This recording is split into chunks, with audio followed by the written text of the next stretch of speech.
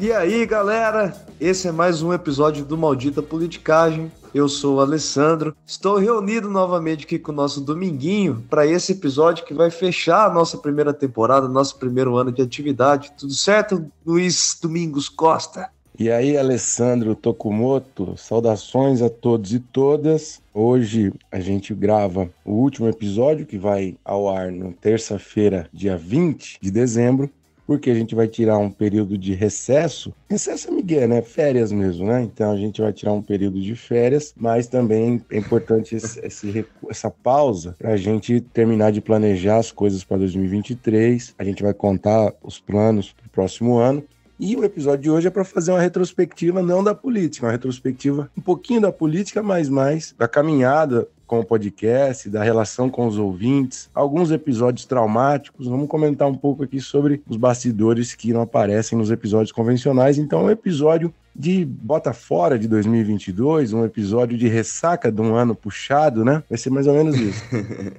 Então, ó, primeiro a gente vai dividir isso apenas em dois blocos, essa discussão toda. Primeiro bloco a gente vai falar sobre o ano de 2022, o que é esperar do ano de 2023. Lógico que a gente não vai ficar obedecendo hoje, vai ser uma coisa mais anarquizada aqui, tá? E no segundo bloco a gente fala sobre o podcast, né? Sobre aqueles episódios favoritos, enfim. Eu e o Luiz vamos contar alguns bastidores. Então continua com a gente aí, galera.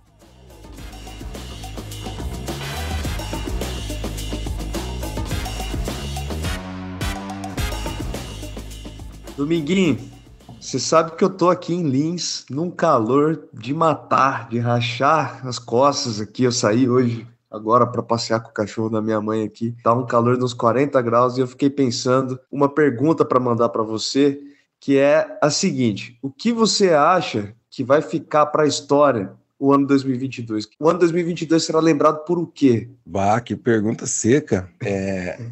Eu acho que é a eleição do Lula, né, ou a não reeleição do Bolsonaro, acho que para o Brasil é o fato mais importante, embora você tenha listado outros aqui, né, mas na história brasileira eu acho que é, de fato, o primeiro presidente que não se reelege, né, no caso do Bolsonaro, uma mudança de rumo na condução das instituições, da política pública no Brasil, que isso é fundamental. Então eu acho que esse é o marco central de 22. E você? Você sabe que eu costumo, desde quando eu me entendo por gente, a minha contagem de tempo é a cada 4 anos, né? E 2022 é um ano que entra no meu calendário de contagem, porque ocorre a Copa do Mundo a cada 4 anos, não é por causa das eleições.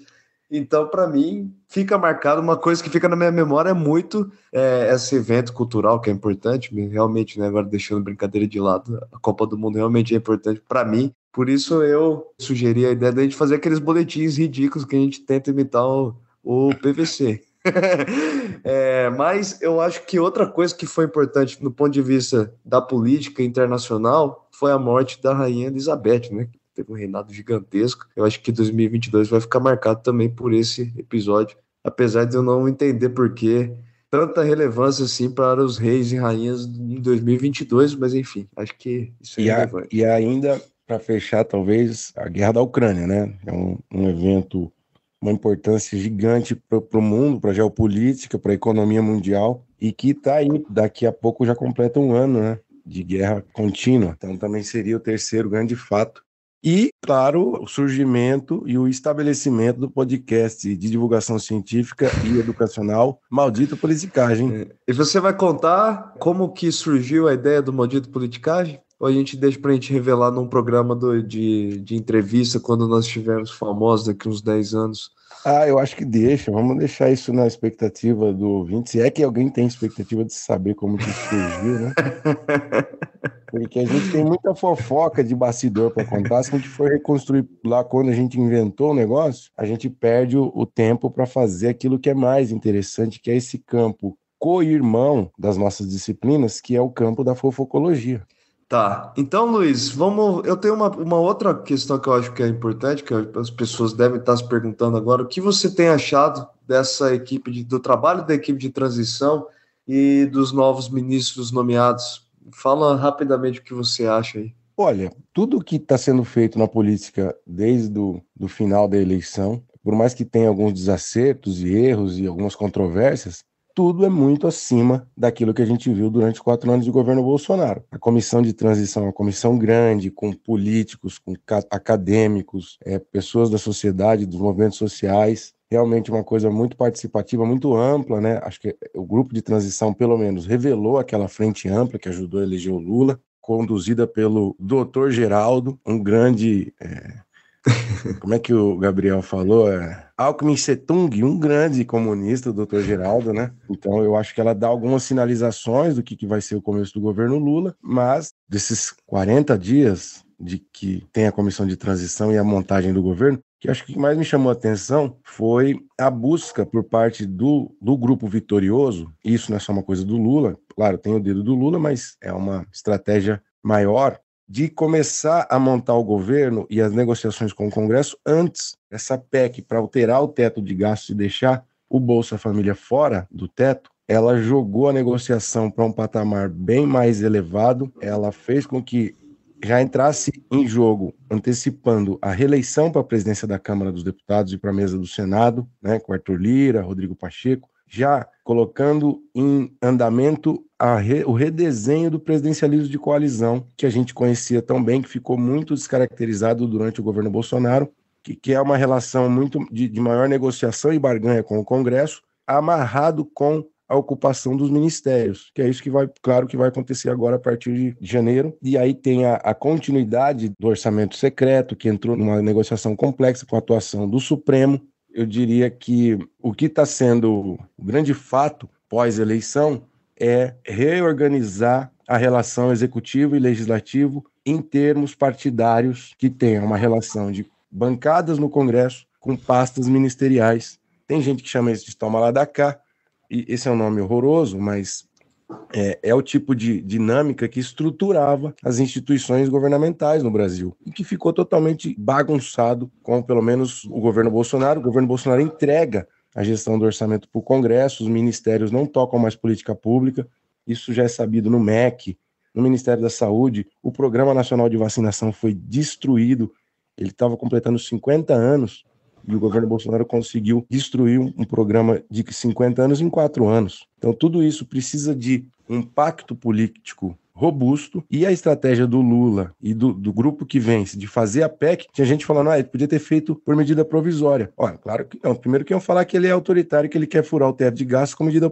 provisória. Segundo, ao fazer uma PEC que precisa de uma maioria de 308 cadeiras, você começa a realmente dialogar com os partidos e amarra um apoio para a PEC que depois dá mais solidez para o governo, inclusive definindo nomes ministeriais. Então o governo já começa com um pacto mais robusto. Então a estratégia da PEC ela se mostrou muito bem sucedida no Senado, foi aprovada rapidamente, com uma maioria folgada, e agora na Câmara mais dificuldade, porque o Arthur Lira está cobrando mais caro o apoio à PEC para ele se garantir na presidência da Câmara e para ele garantir a continuidade do orçamento secreto. Bom, eu acho que o que mais tem chamado a atenção nesse período de transição, né, que mais me chamou a atenção, na verdade, foquei muito nas nomeações do Lula, né, quem são as pessoas que foram nomeadas. Embora não sejam os preferidos, eu acho normal a nomeação de todos os ministros, né, seguiu até mesmo do Haddad, segue uma lógica mais ou menos dentro do esperado, né, um político ali controlando o Ministério da Fazenda, que não é a primeira vez que isso ocorre, o próprio FHC, o próprio Palocci já foram exemplos desse tipo de estratégia.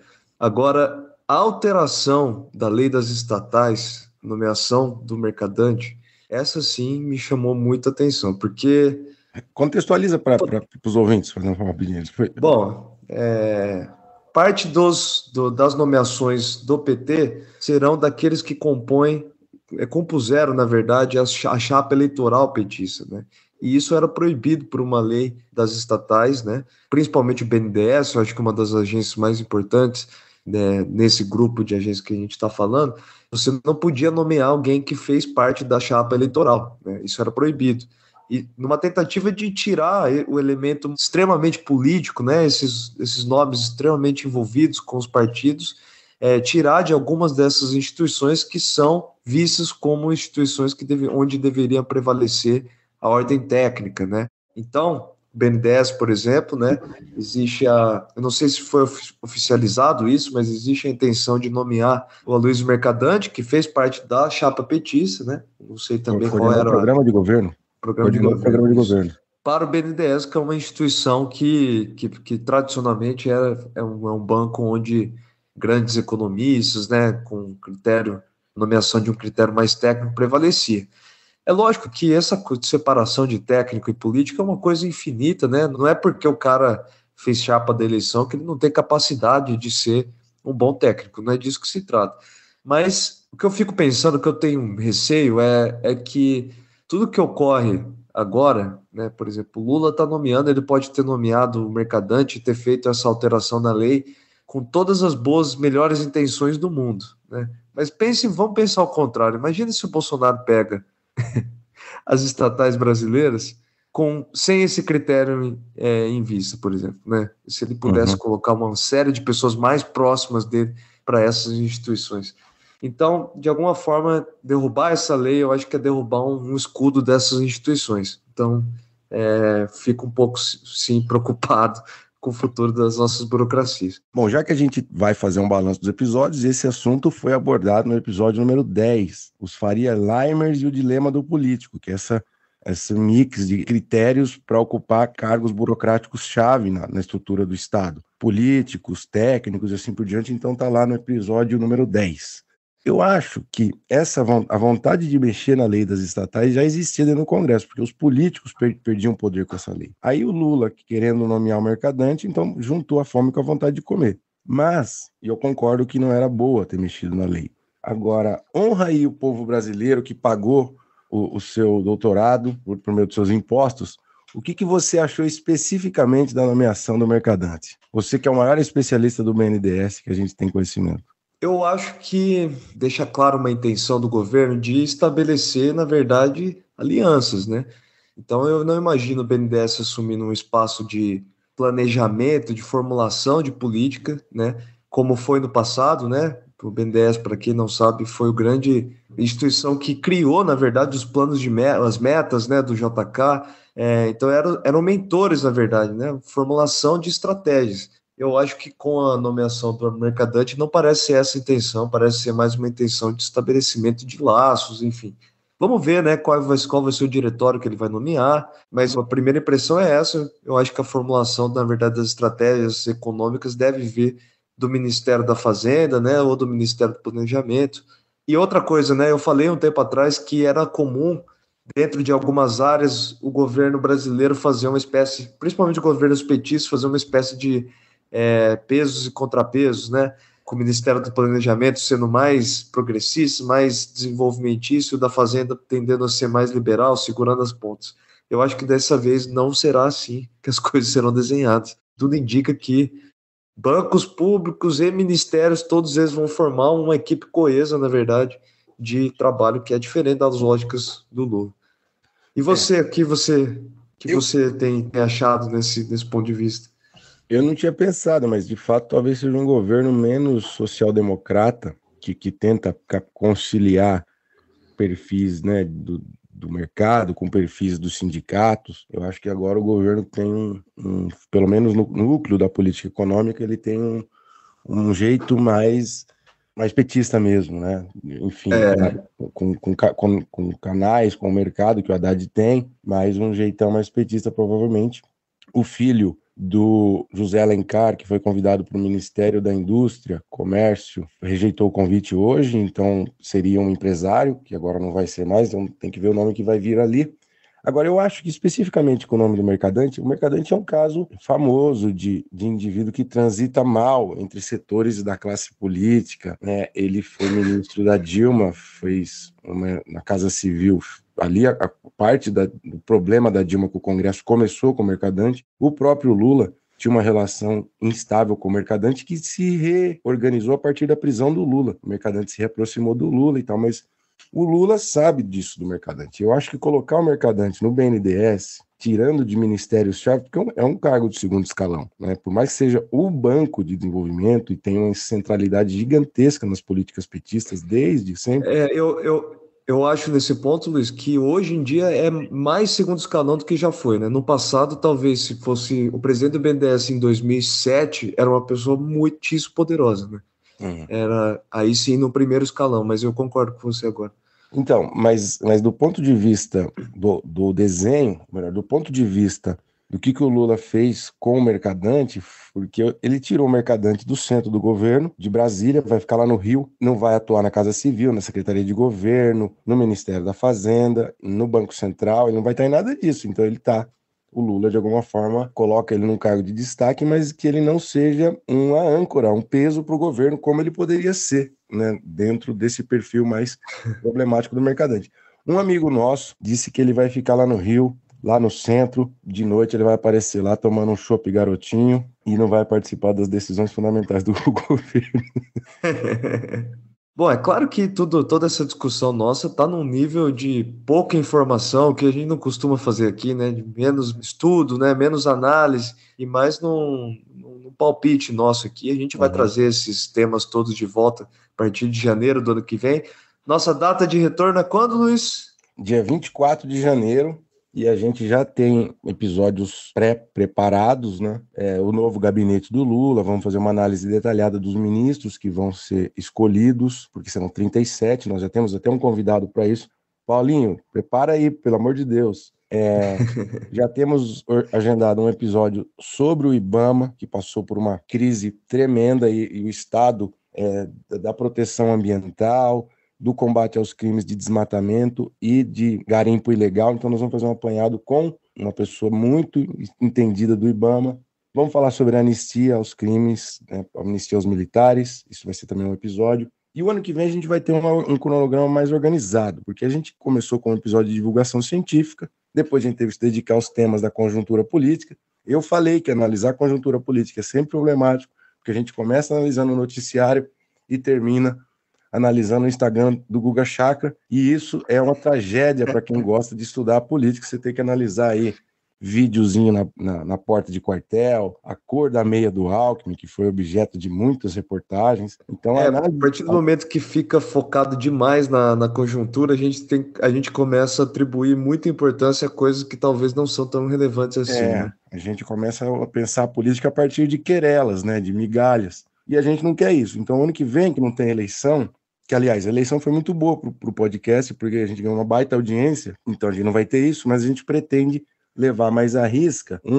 Cada mês a gente vai ter um episódio de análise de conjuntura, 2 episódios de divulgação científica nas nossas áreas, que é para isso que a gente criou o podcast, né? Trazendo pesquisas recentes, conceitos clássicos, como esse do Elias, que foi um episódio bacana, e um episódio de mais infotenimento ou sociotenimento, né? Com mais tipo o episódio dos jingles eleitorais, que a galera gostou demais. Então, o cronograma do ano de 2023 vai seguir por aí. 2 de divulgação científica, 1 de análise de conjuntura e 1 de patifaria, entretenimento, que a galera gosta. E, claro, com alguma flexibilidade, porque tem mês que a gente vai ter que mudar isso em função da própria conjuntura. Então, é isso. Então, maravilha. No próximo bloco, a gente vai fazer uma brincadeirinha bacana aqui, pessoal. E vamos escolher os episódios que nós pessoalmente gostamos mais, enfim, vamos revelar alguns bastidores. Continua com a gente aí.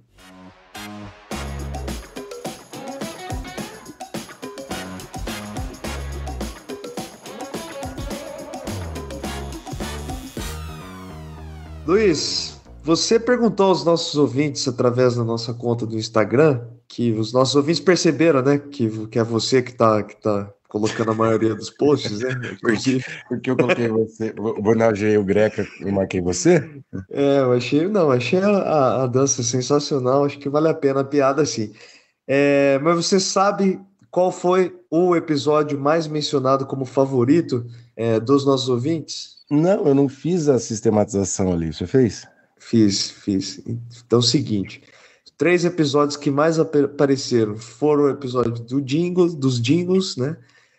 O último episódio, que espero que vocês, todos os ouvintes, tenham gostado, mas eu não sei se é pelo fato dele ser o mais novo, mas as pessoas citaram muito ele também. E o episódio de entrevista com o nosso querido ex-governador Roberto Requião. Foram as 3 que mais apareceram no palpite da galera lá. Pois é, depois eu vou fazer um comentário sobre esses episódios, mas também apareceram menções honrosas, né? Outros que ficaram bem colocados. O do populismo, o Jean Colonaro, o da Lava Jato, com a Maria Eugênia, e o de instituições, com o Bruno Bolognese. Então, menção honrosa para esses também.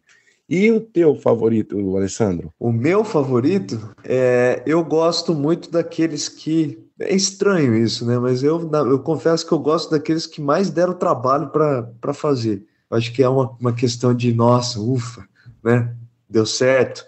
Então eu gosto daqueles que a gente teve que conhecer a obra, um livro que era completamente desconhecido para mim, eu não tinha noção do que eu ia ler. Que foi especialmente aquele do Masao Maruyama, sobre pensamento, as ideologias políticas e sociais do Japão. Da Marianne Weber foi bastante difícil também para mim. E também esse último do Norbert Elias. Esses três eu acho que foram os que mais me deram trabalho e os que eu mais gostei também. E você? Olha, é difícil. Vendo a lista ali, eu queria destacar uns 4, 5 ou 6, mas tem que ser mais econômico, né? Gostei de fazer 4, muitos. 5 demais. Gostei de fazer muitos, assim. Gostei de fazer mais de 10, 15. Fiquei muito feliz de ter conhecido textos e preparado o roteiro e conseguido chegar numa síntese para o ouvinte. Mas eu acho que eu gostei bastante do Voto Evangélico, talvez em primeiro lugar, e o Jean Colonaro, que foi uma invenção curiosa lá atrás, e da Letícia Cesar. Agora revela, você estava em que ambiente quando você teve a sacada de montar o Jean Colonaro? Eu estava andando dentro de casa, acho que não sei se eu estava fazendo faxina, se eu estava indo para um canto e para o outro. Eu falei, tem 3, aí eu vou montar um Frankenstein aqui. Eu estava em casa. Perfeito, e aí saiu aquele monstrengo à la brasileira, né? Vamos perguntar para o nosso designer Fábio Tokumoto, que é o nosso terceiro membro aqui, né, do projeto, fundador do projeto. Vamos perguntar para ele qual é a capa favorita dele e por quê. Fala, Ali Luiz. Salve todo mundo. Aqui é o Fábio, ou Bill, ou Chandelle, né? Dentre muitos apelidos. Sou designer, tento ajudar ali um pouco no marketing junto com o Luiz e o Ali mesmo. E faço a edição junto com o Matheus, né? Do Maldita Politicagem. Tem sido muito massa fazer parte desse projeto aí durante esse ano. Um pouco atrás ainda, né, da gente planejando tudo junto e, ver onde está chegando e todo o retorno aí do pessoal tem sido muito massa mesmo, assim. E, bom, listei 3 capas aqui que eu acho que eu gostei mais, que eu acho que marcou mais pra mim. Primeiro foi o Horror à Burocracia, episódio 5, se eu não me engano, lá dos primeiros episódios, e foi a primeira capa que eu pensei que esse caminho que eu quero seguir, assim, acho que tanto da estética, da mensagem que eu queria passar e trazer ali alguma metáfora ali de algum conceito por trás, gostei bastante do resultado. E segundo, acho que eu gostei bastante também da do Masao Maruyama, episódio 27, que eu consegui trabalhar aí umas referências de uns designers japoneses que admiro, assim, desde a época da faculdade, né, de que eu era estudante. Consegui fazer algo que acho que conversava com o tema e trazer algo mais do meu repertório mesmo, né, do que eu gosto pessoalmente. E em terceiro, acho que foi o da Instituições Funcionando, acho que episódio 29, que foi uma colagenzinha digital ali com umas fitas de durex ali e tal, achei que ficou legal o resultado também, e na mesma pegada ali da burocracia de trabalhar ali bem a mensagem do episódio. E o episódio também, o Bill também votou no episódio de conteúdo dos Jingles. E o Matheus, que é o 4º componente do Maldita Politicagem, escolheu os episódios das instituições e quem tem raiva do voto obrigatório. Você vê, o gosto da turma não converge muito, né? Cada um aponta para um lado, o ouvinte para um lado, as pessoas que produzem e trabalham aqui apontam para outro lado. Eu não sei se isso é bom ou ruim, pode ser que seja ruim, né? Que ninguém gostou de muito episódio. Pode ser também que, enfim, essa vocação multitemática do Maldita Politicagem tenha como efeito agradar gregos e troianos, não sei o que pode ser isso. E aí? Eu queria então, diga. Então o seu Masao Maruyama. Não, na verdade eu coloco Elias em primeiro mesmo, aquele que fecha a discussão. Bom, a gente precisa de verdade agradecer a todos os ouvintes pelas estatísticas. A gente recebeu o relatório do ano de 2022 e para um projeto, alguns podem achar não tão bem sucedido assim, mas para a gente é um motivo de muito orgulho saber que nós ficamos entre tops dos 5% podcasts mais ouvidos, né, no Brasil. ficamos também quase um mês, 29 dias, dentro dos top 50 podcasts de ciência no país, onde a gente teve a melhor posição em 12º, né? A gente ficou por uns 2, 3 dias nessa posição. E aparecemos, na verdade, no top 10 de 630 pessoas do Spotify. Então, esses números ainda podem crescer, né? Muito, mas é motivo de muito orgulho, além dos apoiadores que nos ajudam demais nessa tarefa, né, Luiz? Isso, pô, é maravilhoso contar com essa adesão, né, ao longo do primeiro ano, e além disso que algumas pessoas ajudam a gente financiando o projeto para a gente poder arcar com as despesas de software, de nuvem, tudo isso envolve sites pagos, enfim, e sem esse apoio ficaria muito difícil tocar o projeto, e a gente pretende expandi-lo, então com mais apoiadores a gente pretende fazer mais conteúdos, a gente está terminando, né, o Bill está terminando de fazer o site. Logo, lá pelos primeiros meses do ano que vem, o site vai estar à disposição com mais conteúdo. E além disso, a gente tem 1.000 e lá vai pedrada, vamos falar 1.000, que pode ser até 1.900 seguidores no Instagram, né? E 731 seguidores no Spotify. A gente fica feliz com esses números, enfim.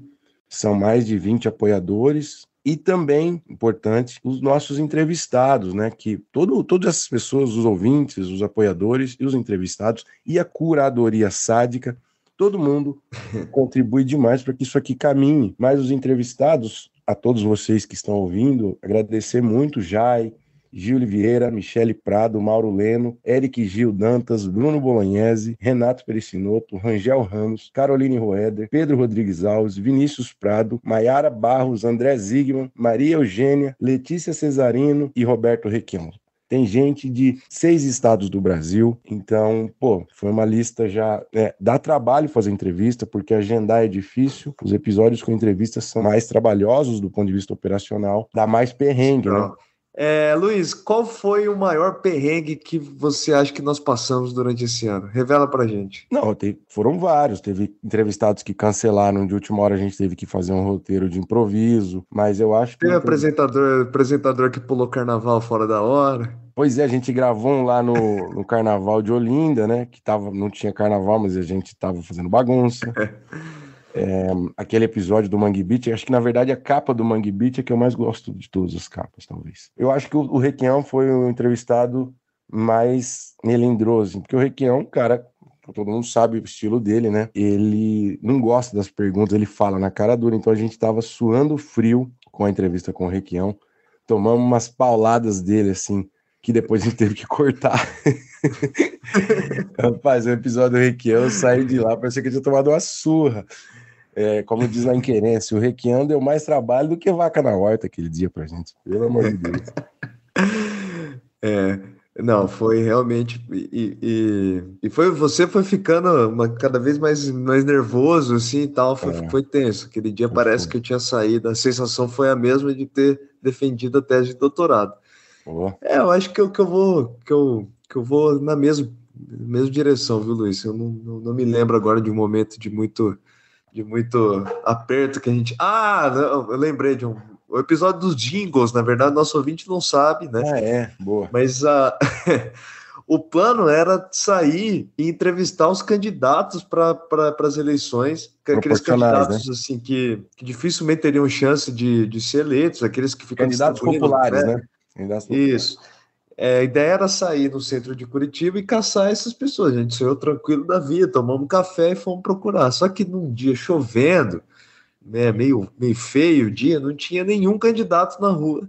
Candidatos desapareceram. Eu e o Luiz olhamos um para a cara do outro e falamos, putz, e agora, né? A gente precisa gravar para dar tempo de editar, não temos nada. E aí no caminho, né, do centro para minha casa, a gente bolou essa ideia de criar um episódio sobre jingles políticos, que o Luiz, no primeiro momento, falando, vai ficar meio chato esse negócio, mas depois ele foi amansado, né?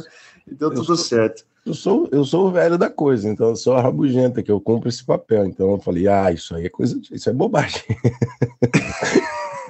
E ficou bom demais, ficou massa, ainda bem que a gente fez isso. Então esse foi um momento de um pequeno aperto, mas enfim, com certeza nós teremos mais. Luiz, quantas cidades você acha que nós temos pessoas que já nos ouviram? Rapaz, eu não vi isso aí, eu não vejo esses dados. Você é ficcionado nesses dados. Quantas são? Mas chuta.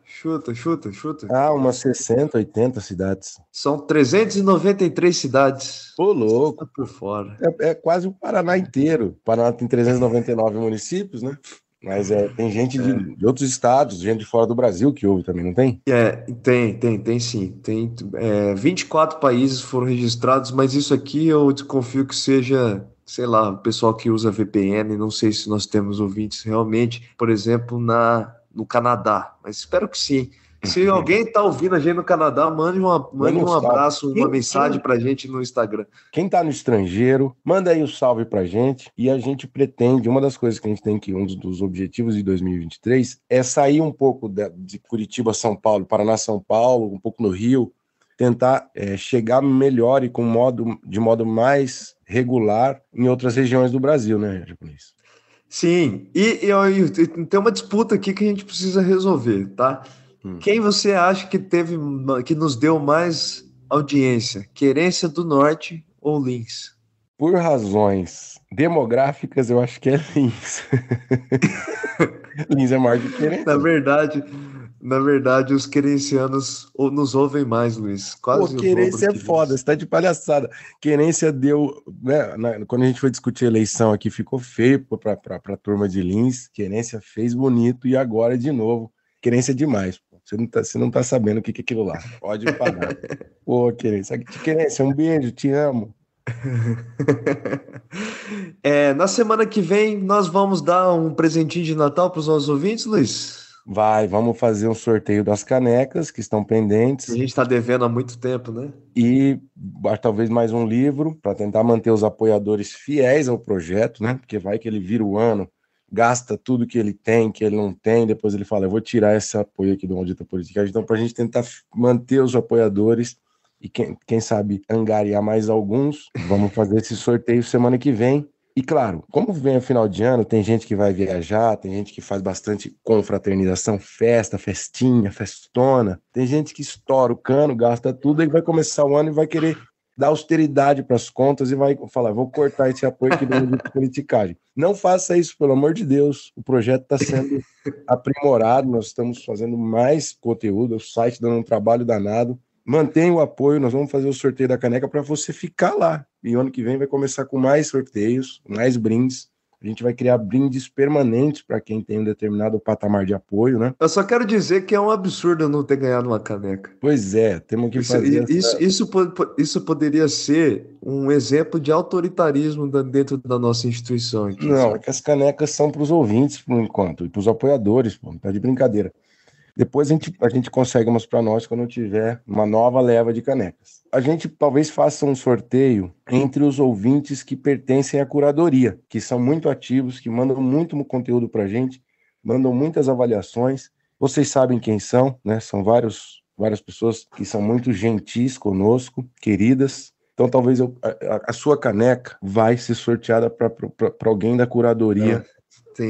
Da curadoria 7. Então você segura a tua peteca aí. E você, como é que... Então, agora falando do final de ano, você está em Lins, um lugar quente. Aqui em Curitiba hoje está 16 graus, você tem uma ideia. Então nós estaremos aqui em Curitiba direto. Você já preparou aquela camisa vermelha acetinada para você se fantasiar de Papai Noel para dar o presente para os teus sobrinhos ou não? Não, eu não tenho esse dom todo, não.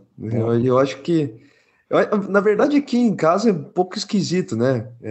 As tradições aqui nipônicas se misturam com as brasileiras e não sei se Papai Noel costuma aparecer aqui. As crianças costumam a descobrir bem cedo que o Papai Noel não existe, que é uma invenção da Coca-Cola. Tô brincando. É a sobriedade nipônica. Eu tenho uma história de final de ano, só para fechar, tá?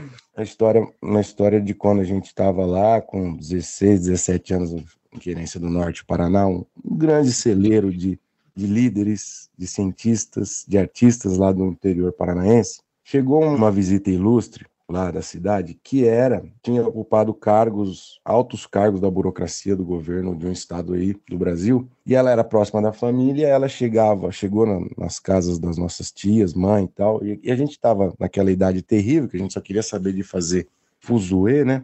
Moleque pós-adolescente, não tinha responsabilidade e não tinha... Só queria uma bagunça, né? E essa convidada recebeu uma faixa na cidade, fizeram uma faixa lá para ela, de boas-vindas. E ela foi nas casas dos parentes lá e ela via o perfil daquele jovem que ia ser o futuro do Brasil, ela ficava puta. E ela descascava, falava... Daí esses jovens estavam você. Éramos nós, os meninos ali. E aí, esses aí no Brasil não vai para frente graças a esses moleques, não sei o quê, patati, e desceu o cacete na gente. Eis que a gente ficou lá fazendo ruaça na cidade, e o pessoal, a cidade foi dormindo, e a gente ficou, né? A gente não gostou daquilo que ela tinha falado da gente. A gente olhou aquela faixa lá, ali por umas 2 horas da manhã, falamos, vamos arrancar aquela faixa. E começamos numa engenharia para subir no poste lá para arrancar a faixa. Eu sei que a gente deu fim na faixa, enterrou ela no fundo do quintal da minha avó. E no outro dia as pessoas acordaram e falaram: cadê a faixa? O que aconteceu com a faixa? Será que foi o vento que levou, né? E a gente ficou bem quieto. Passou, a história morreu, passou o Natal, todo mundo foi para os seus cantos e acabou essa história, ninguém lembrou. Passou uns 10, 12 anos, minha avó foi fazer uma reforma no fundo do quintal e desenterraram a faixa. Só que a faixa já não tinha mais os escritos, estava desbotada. E ela, o que é esse tecido que está enterrado no meu quintal? Aí a minha mãe, que sabia da história, veio e falou: olha lá onde é que estava a faixa, seus filhos da puta. Bom, essa pessoa vai nos ouvir? Eu acho que não, é doida. Não pode não. Farei de tudo para que chegue ao ouvido dela esse episódio. Se ela ouvir, a relação vai ficar pior do que já foi aquela vez. Então é isso, Alessandro. Então é isso, mandar um abraço. Maravilhosa a sua história, gostei muito. Para fechar com chave de ouro o nosso ano. Queria mandar um abraço pro Fábio, pro Matheus, que trabalham pesado com a gente aqui. Um abração para todo mundo, para os ouvintes, para a curadoria, para os cornetas e para os apoiadores e para os entrevistados, que, foi uma gratidão imensa fazer tudo isso com essa galera gente boa que a gente conheceu ao longo desse ano. 2023 estaremos de volta. O senhor, por favor, se preserve, coma menos do que de costume, beba menos do que o costume. Para 2023 a gente está tinindo. 0 bala, é isso aí. Até dia 24 a gente vai postar alguns conteúdos aí no Twitter, mas é folga mesmo. A gente vai voltar com carga total dia 24 de janeiro de 2023. Perfeito, galera. Eu vou ler bastante coisa, viu, Luiz? Vou te surpreender. Já tô te falando. Já em março você vai ficar de queixo caído. Isso. Então é isso.